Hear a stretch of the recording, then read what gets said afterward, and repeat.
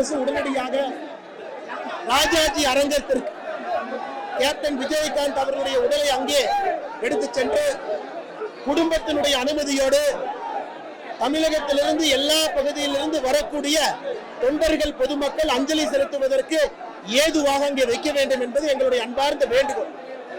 நாளை பெரிய அளவில் கூட்டம் வர இருக்கு. ஏதாவது அசம்பாவிதம் ஆயிடுச்சு ரொம்ப தவறா போயிடும். நம்முடைய முதலமைச்சர் மாண்புமிகு மு.க. ஸ்டாலின் அவர்கள் உடனடியாக இதை பரிசீலனை செய்து ராஜாஜி அரங்கத்திலே பொதுமக்களுடைய பார்வைக்கு வைப்பதற்கு அரசு முடிவெடுத்து அறிவிக்க வேண்டும். அதே போல கேப்டன் விஜயகாந்த் அவர்களை பொறுத்தவரை எதிர்க்கட்சி தலைவர் என்பதை தாண்டி, நடிகர் என்பதை தாண்டி தமிழக மக்களுடைய மனதில் இருக்கக்கூடிய ஒரு பெரிய தலைவர். அவருக்கு அரசு மரியாதையோடு ஒரு மணிமண்டபம் கட்டப்பட்டு அரசு கொடுக்கக்கூடிய இடத்துல காலம் காலத்திற்கும் கூட எல்லோரும் வந்து பார்ப்பதற்கு ஏதுவாக அரசு வேகமாக ஒரு நிலத்தை ஒதுக்கீடு செய்து அதிலே மணிமண்டபம் கட்டுவதற்கு முன்வர வேண்டும் என்பதும் கூட பாரதிய ஜனதா கட்சியினுடைய கோரிக்கை.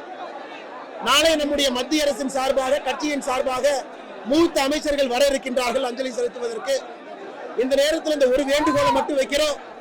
உடனடியாக ராஜாஜி அரங்கத்திற்கு கேப்டன் அவர்களுடைய உடலை எடுத்துச் செல்ல வேண்டும். எல்லாமே ரொம்ப மோசமா இருக்கு, ரொம்ப தவறா போயிடும். முதலமைச்சர் அவர்கள் இதை கனிவோடு பரிசீலனை செய்து நல்ல முடிவெடுப்பார்கள் என்று நாங்கள் நம்புகின்றோம். பாதகம் செய்பவரை கண்டால் நாம் பயங்கொள்ளலாகாது பாப்பா, மோதி மிதித்து விடு பாப்பா, அவர் முகத்தில் உமிழ்ந்து விடு பாப்பா. அண்மை செய்திகளை உடனுக்குடன் தெரிந்து கொள்ள இணைந்திருங்கள் இயம்நாடு தொலைக்காட்சியுடன்.